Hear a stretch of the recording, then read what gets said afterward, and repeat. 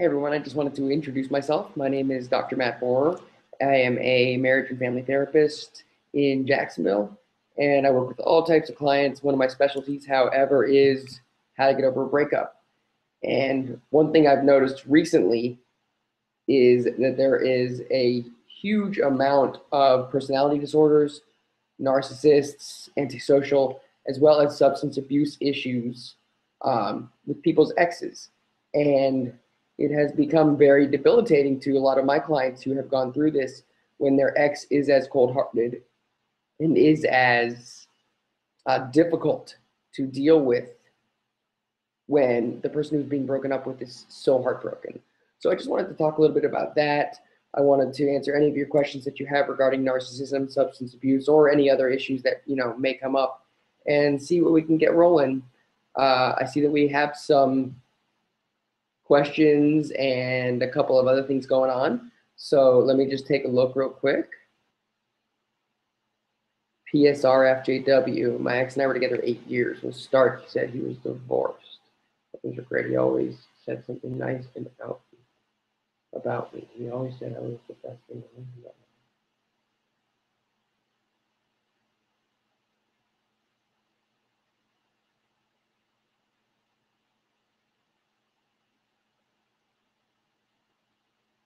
Yeah. The fact that he always said that you were the best thing in his life, that he bought you jewelry, that he did all of these types of things fits very nicely into what a narcissist does. Narcissists tend to be some of the most attractive people around, and they want you to feel good. Not only do they exaggerate their own achievements, they also want you to be the best. They often monopolize conversations. They belittle or look down on people that you and they perceive as inferior. But they also want to give you all of the types of things that you need and want so that you can look good too. You know, it's an interesting thing because they want you to be an awesome person also. However, they definitely don't want you to be better than them. And they also may flip it very quickly. You know, narcissists need people more than anyone, so they want to make sure that they have you there, right? So not only does he need you, he needs his wife, and he can't have both, most likely.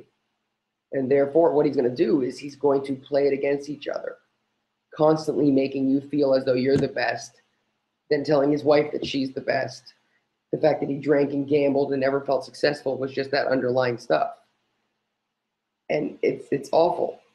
I mean, it's terrible because you don't see it coming.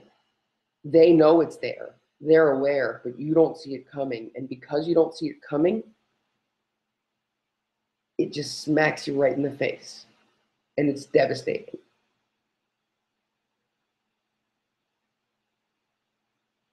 So impatient out, are narcissists able to have long-term relationships? If so, with what types of personalities? Also, do narcissists ever change their personalities for the better? It's a great question because narcissists are difficult to have long-term relationships with.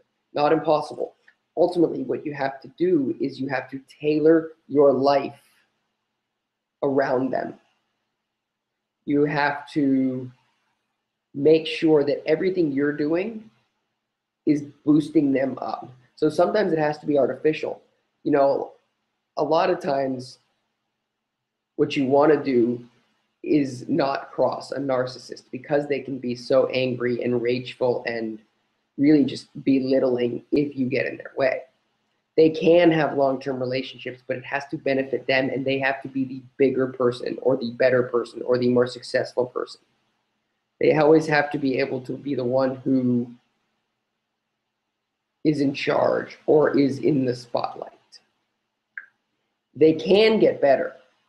However, it's very rare because typically narcissists don't feel like there's anything wrong with them. So you have to be a bit of a submissive personality to be successful with a narcissist, or you have to be a caretaker, somebody who is willing to sort of coddle their partner. They can change, but it takes a lot of work, and they really have to want to. And a lot of times the idea of the personality disorder works completely against the fact that they want to, because they don't feel like they need to. Narcissists typically never end up in therapy unless it's couples counseling and their wife or husband is making them, court ordered, or their job says they need to go in. Those are the kind of the things.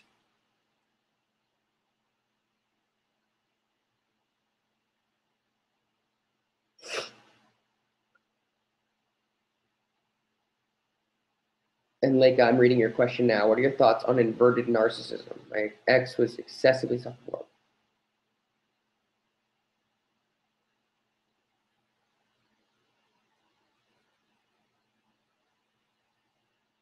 As far as inverted narcissism, I'm not completely familiar with the term, but what you describe of being very shy and withdrawn and at the same time excessively self-absorbed is exactly what that sounds like.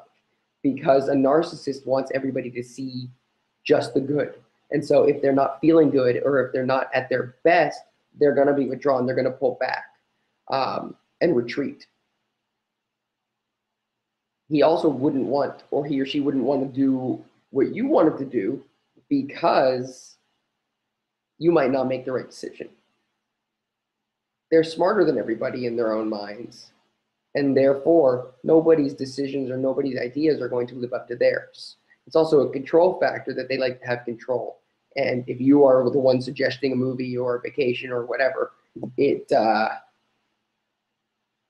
doesn't matter, because they're going to be in charge. And as far as tone deaf when you were stressed or hurt, well, that's exactly what happens, because the narcissist doesn't want to hear it. Nobody else has problems other than a narcissist.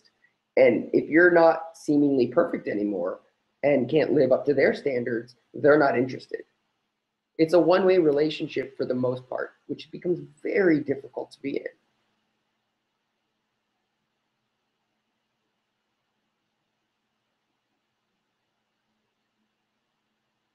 You know, one of the things that I have noticed, which is one of the more important things that I think oftentimes goes unnoticed in relationships, and it's called barnstorming, okay? And what barnstorming is, I'm sorry, it's not called barnstorming, it's called gaslighting. Gaslighting. So it's basically, healthy relationships have room for respectful disagreement and consideration of one's feelings. With the narcissist, gaslighting and constant emotional invalidation become the norm. Gaslighting is a technique abusers use to convince you that your perception of the abuse is inaccurate. During the devaluation, so basically, you're crazy. Everything they say, everything you're saying is wrong, and the fact that you are perceiving what they are saying to mean one thing makes you crazy, and you need help. You need help, right? Because of this, it's also very hard to get over the narcissist, because you always feel on some level that you are at fault. And because of that, it's hard to get over it. Narcissists are also typically very seductive. They're oftentimes very good in bed because they work very hard at it. It's very important for them. They are typically pretty successful. And even if they're not, they're going to make it look like they are, and they're never going to look at themselves for who they actually are, and which is usually an insecure person. The gaslighting is interesting because they're always going to tell you you're wrong. It's the same with somebody with an addiction. It's always going to be your fault, because it can't be their fault. If it's their fault, their world would crash down upon them. That gal, my ex keeps contacting me, but only about him. Anytime I mention something about my life, he does not reply. Why would he be doing this? He also drew a picture that was obviously me with my eyes closed and next. Posted this publicly. I would define him as a covert narcissist. He also had his friend who was following me one day. Could I be in danger, that gal? One thing about narcissists, and especially ones who have shown tendencies for violence, whether that be through domestic abuse or, like you're saying, drawing pictures with your neck slash, is they are potentially dangerous. Now, I'm not saying that something would happen, but you always want to be on the safe side with a narcissist or any ex, really, especially one who is contacting you, having somebody follow you, um, constantly telling you about themselves. Those are warning signs. Those are things that could make me nervous. I wouldn't necessarily say something is going to happen, but I would also be very cautious. And if you ever feel like you are in danger, to call 911, because you are better safe than sorry. And you don't want to become the victim of an angry narcissist, because their emotions are not the same as yours and I. They don't understand empathy. They don't understand how you could possibly feel sorry for somebody, because they don't.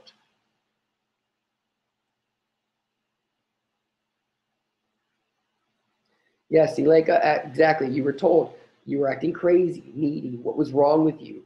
I don't understand why you can't see this. That's what they do. It's very smart. It's very manipulative.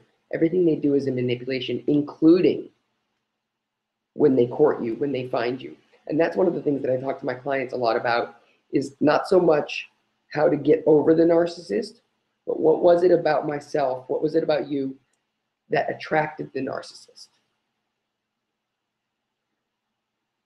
And with that said, what is it that shows the narcissist that you can be manipulated, taken advantage of? Are they seeing holes in your self-confidence? Do they see somebody needy? Do they see somebody that maybe is somewhat in their mind damaged and vulnerable? It's the vulnerability and lack of confidence oftentimes that make certain people easy targets for narcissists. And they're smart. They know what they're doing and they look for it. You know, someone's formative years, people become narcissists in several different ways. Some people believe that it's born in and that there's nothing you can do about it. This is your personality. This is who you are. If you think about it, when somebody describes your personality, either you're outgoing, you're loving, or you're caring, or you're fun, these are things that are congruent throughout. You can't really change your personality, right? You can change your behavior, but at the core, you're going to be who you are. Now, other people believe that there are traumatic things that can happen to you that can basically blunt or dull your emotions, whether that be sexual abuse or physical abuse, or somebody who is abandoned a lot, and so there's no trust, and so therefore they don't learn the normal empathic ways. A long time ago, there was, or not that long ago, there was a lot of Eastern European kids that were being adopted into the States. And a lot of them were having problems with attachment because they were never held, they were never picked up in the orphanages they were placed in. And because of that, they had no idea how to connect with other humans. And if you don't have a conscience because you don't understand how to connect, it's very easy to do things that are hurtful to others.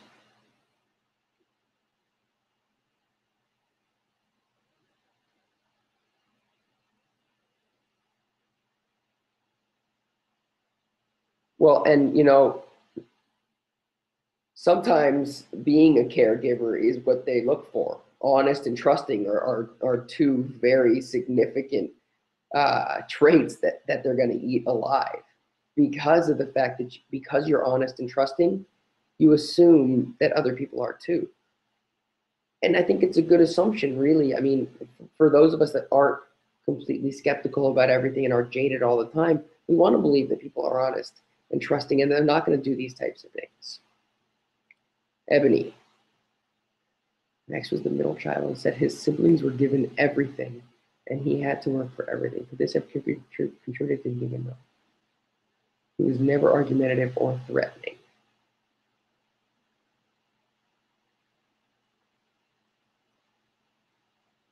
I'm not sure, Ebony. You know, being a middle child while coming with its own issues doesn't necessarily contribute to him being a narcissist. Now, fighting to get what you need or never feeling like you're enough could contribute to becoming a narcissist. Typically, they are argumentative, not always threatening in traditional ways. They're more manipulative with their threats. They'll bring up things that may be embarrassing. They will say, you'll never find anybody as good as me. Those types of things. The idea that he had to work for everything and nobody else had is very narcissistic. Impatient. Do narcissists lie more than other personalities? I think my ex may have had some traits of narcissists, and I would feel so confused by him sometimes. I always thought I had a good perspective on things, but I would feel, yeah. Narcissists absolutely lie more than other personalities because of the fact that they're not that worried about what happens. Because they don't have the normal emotions. They don't have the normal conscience. They don't have the normal empathy. And it's damaging in relationships because of that. They can lie with ease, the same way that an addict can lie with ease if they need to get their hands on drugs. It's so much a part of their life and their need that they do it. And narcissists don't even know they're doing it half the time. It's so easy and so common for them that it's a piece of cake. You know, if the lie works for them, they're going to do it. They're only not going to lie if somehow they get caught. And even if they did get caught, they would manipulate the situation in so many ways to turn it around to once again make it your fault.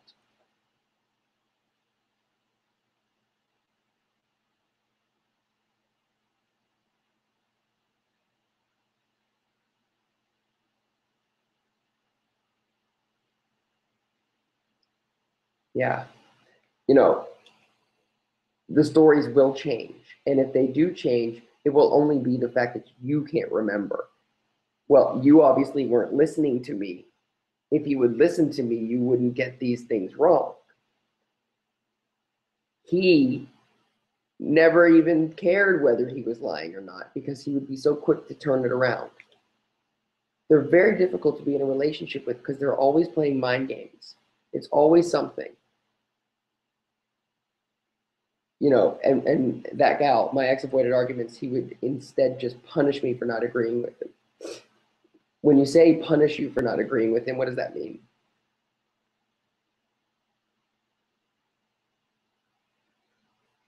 You know, a lot of times the narcissist doesn't want to have an argument. They're not interested. They already know they're right. So why go ahead and argue about it? If anything, they're just going to say, you're not supporting me. I can't believe you would come to me with this. I can't believe you would accuse me of this. Why can't you just agree with me? Those types of things. And they won't let it go either. They will let you, you will remember what they are talking about for a long time.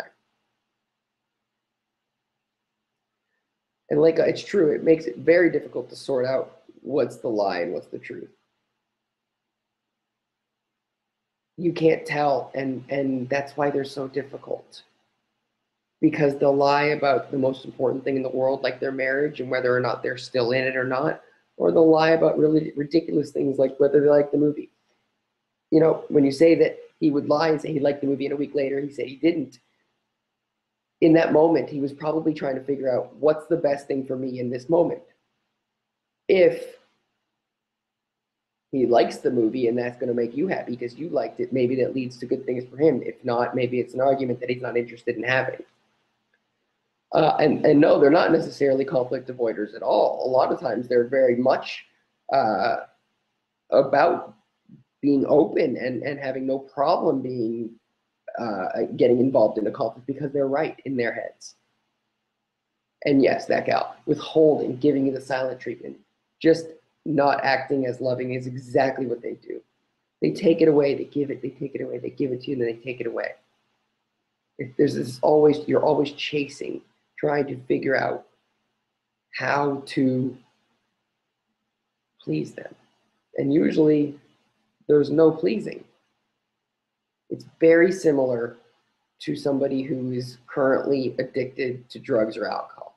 It's very difficult to please them or to ever be the right person because they're always the one who needs it. They're always the one who needs the praise, the gratification, everything. Everything has to be based around them. And when it's not, they're not interested and they usually get upset.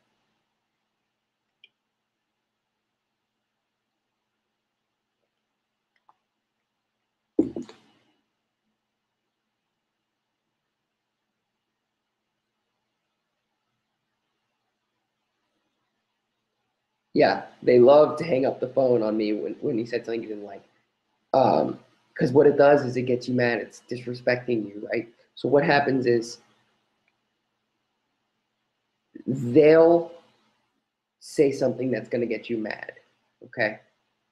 You'll say something back, they'll hang up the phone or leave or one of those types of things. Then you'll get more angry and start yelling, calling, texting, following them, whatever you need to do to get your point. Well, now you're the crazy person, right? Now you are the crazy person because you've called 100 times. You're the person that's angry. You're the one who's doing all these types of things. And the narcissist can say, see, I'm not a problem. You won't let this go. You keep coming at me. Um,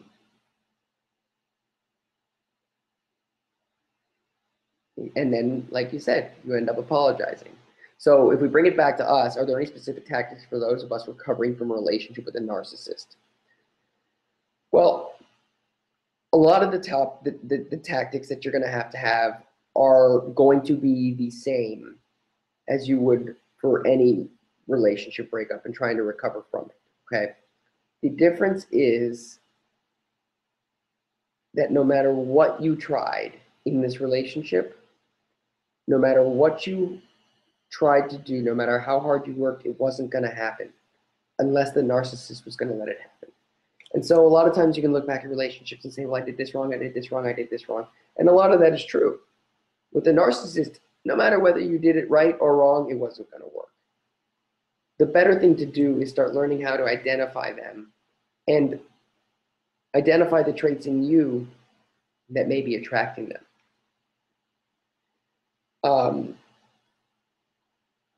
Narcissism is a disease, and it's in the DSM-5 as a psychological disorder, and it's in a category of personality disorders. Within that, there's borderline personality disorder, narcissistic personality disorder, and antisocial personality disorder, which are also called sociopaths or psychopaths. There are also people that have narcissistic traits that don't necessarily mean they're a narcissistic personality disorder. Somebody with narcissistic traits may overpost on Facebook or talk about themselves too much or think they're actually smarter and say things like, I'm smarter than the rest of the people here. Doesn't necessarily put them into a category of narcissistic personality disorder.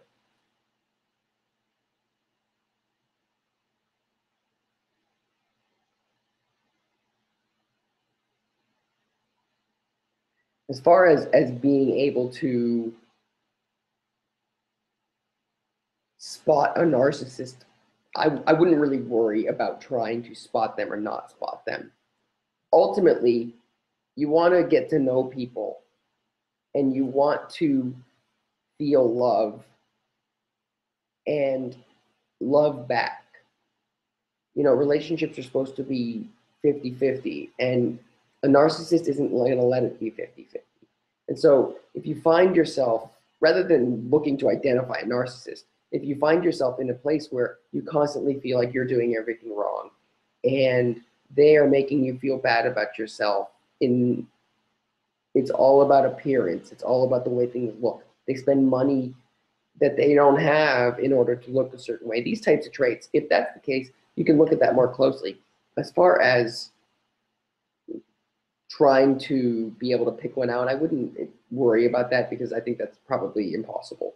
Because yes, they do appear calm and in control. They're very seductive. They're very interesting. They're usually good looking. They're the people you want to be around. So it's very difficult to just say, this is a narcissist or that's a narcissist until you get to know them. And it usually takes a while.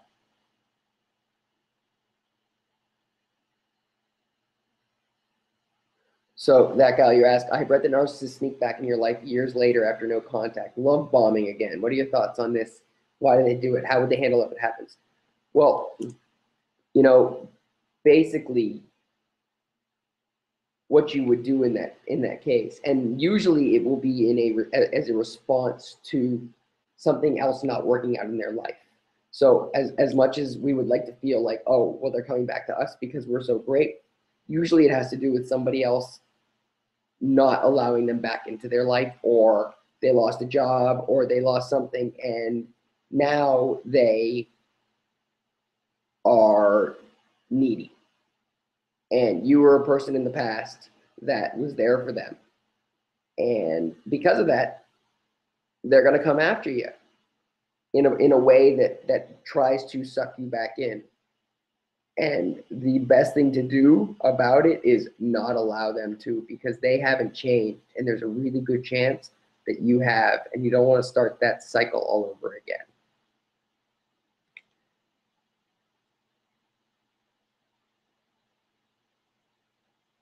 Yeah,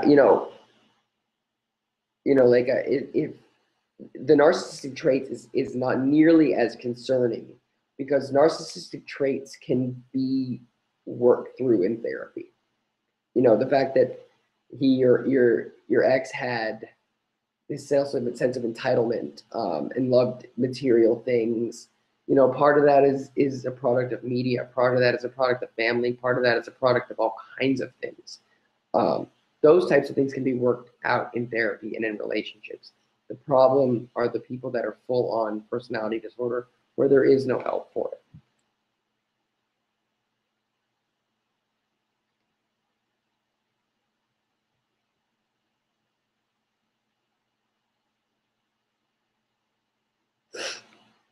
You know,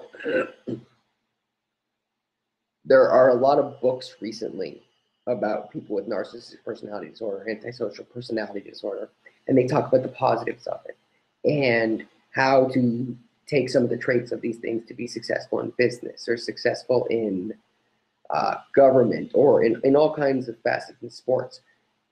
And ultimately, what it is essentially saying is take advantage of the fact that we don't mind stepping on people to get what we want and hurting people to get what we want. And me as a therapist and a non-narcissist, in my opinion at least, I don't view that as a good way to live your life. So the books that glamorize narcissism talk about it like it's a great thing. To me, it's really hurting the people that are hurt by narcissists, because it's really hurtful. Narcissists aren't necessarily loners. They're usually not. They need people around them because they need to feel that other people admire them, that other people love them, that they think they're great. If they spend too much time alone, they won't do that. However, that can be accomplished these days online with things like the YouTube channel that we were talking about earlier, or Facebook, or liking something, or getting, retweets, or, thumbs up or whatever on Instagram, or all these types of things are ways in which somebody who is a bit of a loner can still get that feeling.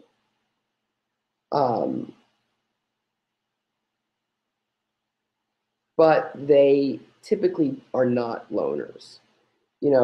Getting over a breakup with a narcissist is really hard, and the first thing you have to do is you have to get off of some of the social media and any connection that you have with them, because the fact that they aren't going to make themselves hide, they're not going to make themselves go away, they're not going to do anything that's going to be easy for you, because they post everything, they're interested in everything. So you want to get, in my opinion, you want to get completely off of Facebook, at least for the time being. You want to get off Twitter. You want to get off Instagram, especially. Instagram is basically, I call it the performance-enhancing drug for breakups, because your ex will be happy to put things up on Instagram all the time that you will look at and feel terrible. So what you want to do is you want to get off the social media. Once you're off the social media, you can take a step back and start looking at the relationship. You can start saying, okay, what happened? What's going on? Who is this person? What are the traits of this person? Is this person a narcissist? If they are, what you have to start looking at is not that, a lot of times people will say to me, well, was what they were saying always a lie? Did they really love me? They did love you in the way that they know how to love. It's not that they didn't love you. It's their love probably looks different than yours. And that is the tough part. It's not that they didn't love you. It's not that your whole relationship was a lie. It's just at that moment, they did love you in the way they know how.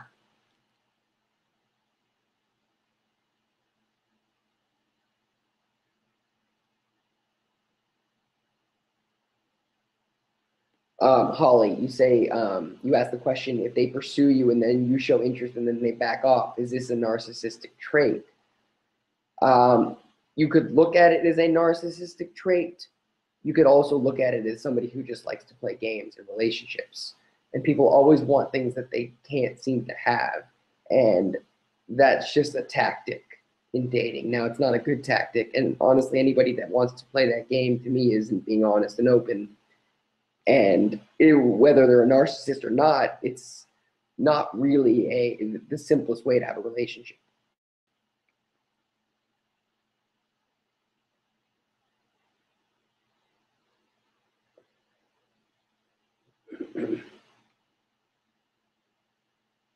So, like, you feel like this man has changed you for the worst and made you a lesser person. You're afraid of being like him. I want to look at that statement right there and explain to you that the fact that you are afraid of being like him means you will never be like him, because a narcissist isn't afraid. They are who they are, and they're not going to apologize for it. You know, your life may have changed at the moment for the worse. I'm not sure. But we have to take the steps. We have to take moments where we say, not all of this was bad, and I have to learn from these situations so that the next relationship I have is good. You know, 99.9% of our relationships don't work out. Ideally, we have one that we can have a great relationship and that lasts. So there's going to be a lot of failures on the way or bumps in the road that lead us to where we want to go. You know,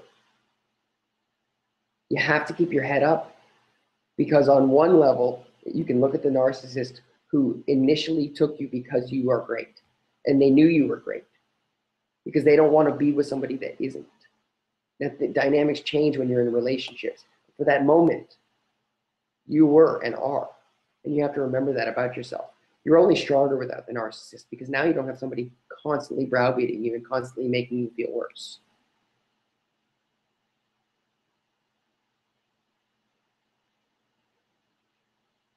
That gal, I had to delete him from social media because he was doing just that, posting things that I would like.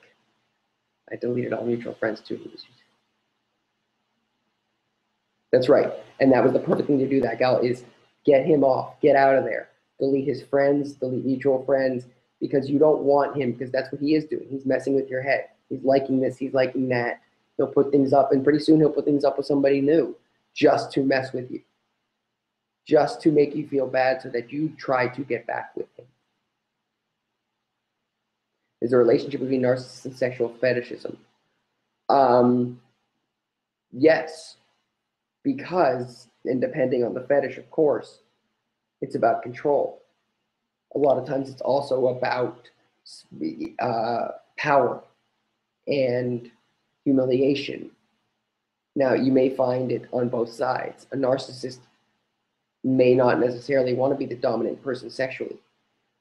It is, however, usually the case that narcissists are renowned for their abilities in bed because of the fact that they don't want anyone to ever be better than them.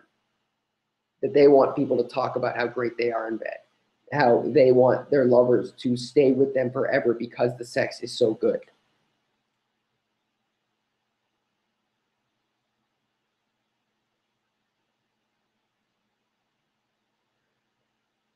My ex told me to date other men and that he'd compare the guys to himself and cut them off. And yes, he didn't like to be alone, but lives alone. Everything he did was best in life.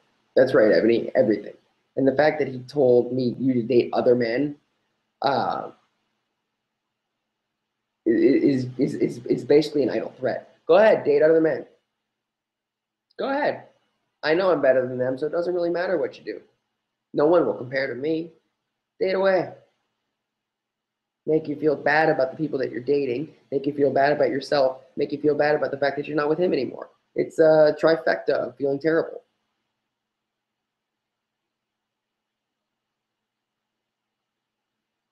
And like I'm glad that you needed to hear that, and you need to keep telling yourself that, because you are the victim here. And you need to come out of this stronger than you were before. There's nothing wrong with feeling bad. There's nothing wrong with being upset. You should be. And You take advantage of the fact that now you have a moment of clarity. Now you have a moment to actually look at the situation and see what this is all about. You have a moment to understand what's going on, process, and then move forward. A better, stronger person.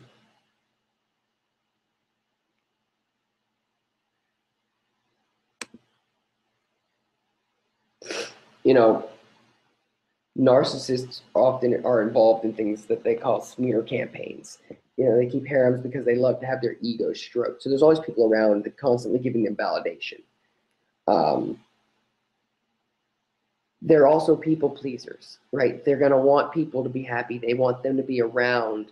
They want people to like them. So they are going to be pleasers. They're not always necessarily going to be adversarial or confrontational. What you could be aware of is people who seem to shape shift suddenly before your eyes into different personalities. There's an article I was reading. It's called 5 Sneaky Things Narcissists Do to Take Advantage of You.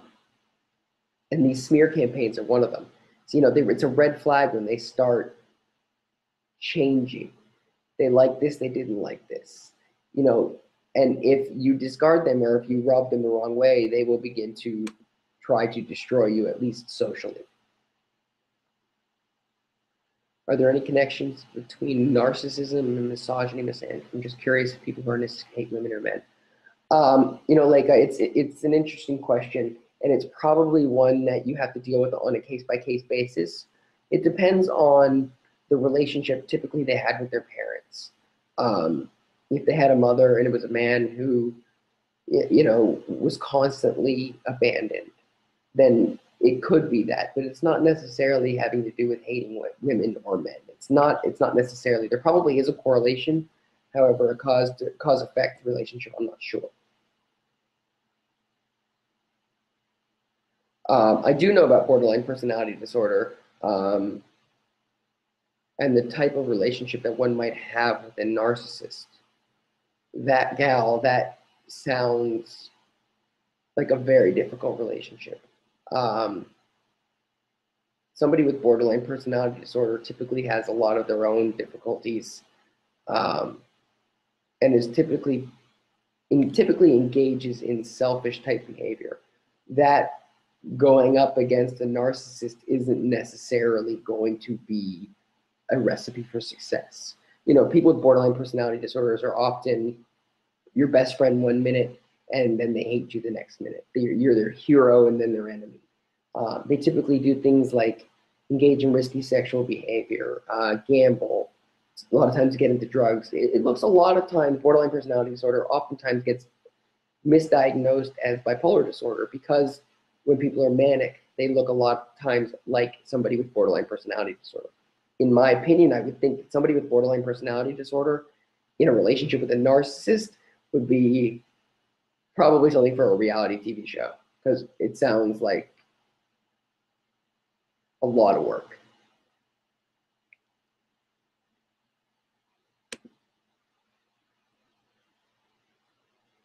We were talking about how to get over a narcissist, how to move forward, move through the relationship. And the only way to really do it is going full no contact with the narcissist or the friends out there of them, because of the fact that they're never going to make it easy for you. And you're always going to be the one whose fault it is. And so if you're constantly around them or you allow yourself to be a part of their group or their friends, you're always going to feel like you're at fault and you're always going to feel bad about yourself. The only way to start feeling better is to move away from it. It's really an important thing to separate, disengage from your ex, regardless of the situation, whether a narcissist or not, because you need space and time to heal. Now, one of the tactics that I like to use is to give yourself a prescribed amount of time per day to actually grieve over the relationship. A lot of people have work, a lot of people have lives they need to do. They can't just sit there and cry all day long. So if you can schedule some time for grieving, So if you say, you know what, tonight from 7 to 8, I am going to go all out. I'm going to light candles, I'm going to listen to sad music, and I am going to cry. Sometimes what that does is during the day when you're feeling bad, you can say to yourself, you know what, I know that I'm going to be able to do this tonight. Let me take a break for a minute. I know that I'll be able to handle it tonight. I need to focus on my work now, and I'll get it then. It's a schedule, you know it's there, and you won't have to worry about it.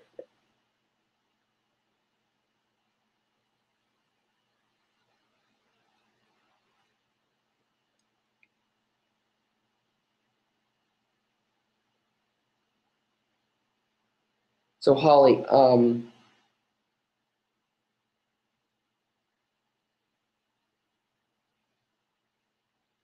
so you're wondering if your ex maybe had some of these traits. I never considered that until now. I pedestaled him. He also very controlling sexually. Um, I wouldn't say that I wouldn't want to show interest initially at the beginning of a meeting. Um, we tend to do that a lot, especially at the beginning of a relationship, as we put people up on a pedestal and we ignore the red flags. We don't like to see it. I call it trance without hypnosis. And basically, we see the world in a tunnel. We are essentially in a trance where all we see are good things about this person, even though there are red flags, we just completely ignore them. Now, I think the same thing happens again at the end of a relationship, is we once again go into trance without hypnosis, and now all we see are the good things again. Even though all these terrible things have happened, all we do is see the 5 good moments. Just get back to that. But he was like this, or she was like this.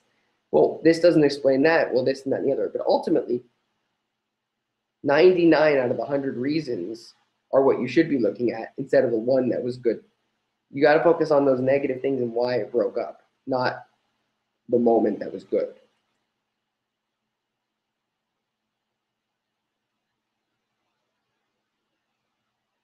Leica, you've resigned your fact. I've never had closure with sex. That's right.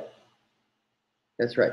With, in my opinion, closure is a bit of a myth anyway, because the other person is always a wild card. You never know what they're going to say or do. And so while you think you may be getting closure, they may come up with something completely new and different that throws you for a loop. But I agree with you. A narcissist would be even harder to get closure with. And yes, narcissists, boy, are materialistic. Can narcissists not be materialists and not be into taking selfies? Absolutely. A lot of times they do it in other ways, whether it be through business, success. It doesn't have to necessarily be in physical ways. It could be the leader of an organization, leader of a religious organization, maybe. It doesn't have anything to do necessarily with being materialistic or taking selfies, but it's important that they are seen as the head of.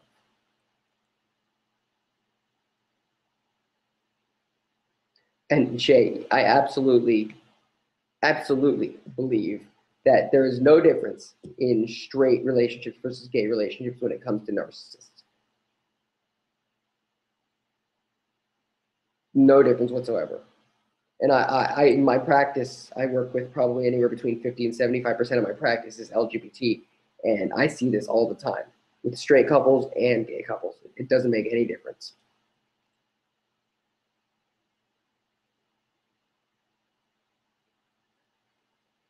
So impatient. What question should I ask myself about recent relationships to understand what just happened and to prevent it later on, especially if he tries to contact me when he gets bored? I'm worried that I'm attracted to narcissists at the beginning until it blows up my face and it goes. Yes, that's correct. You are attracted to narcissists because we're all attracted to narcissists because they're attractive. And yes, you do have a strong sexual chemistry with him because that's what he does. He works very hard at that so that you always say, we have this strong sexual connection. Never felt this way with anyone. Nobody's ever done this to me. Nobody's ever made me orgasm like this. All those types of things keep you tied into them. And, you know, the only way to prevent it later is by boosting your own self-confidence, by doing things to get yourself the wins, by making sure that you are accomplished and happy with yourself. That's how you avoid it. You can't spot them just looking at them. And so you work on yourself to make sure that you are a strong person and that no matter what somebody else brings to the table, you're going to be fine.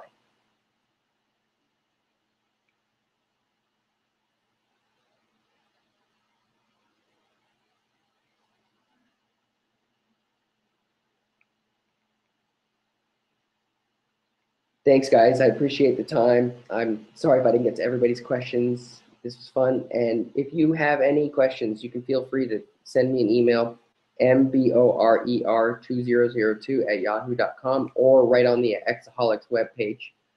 You can contact me through there. I also have a book that's up for free on iBooks, as well as a couple other places, and it's called Deleting Your Ex, Deleting You Are Your Ex.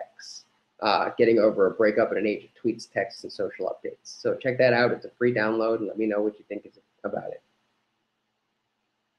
All right, have a great day. Or a great night, actually.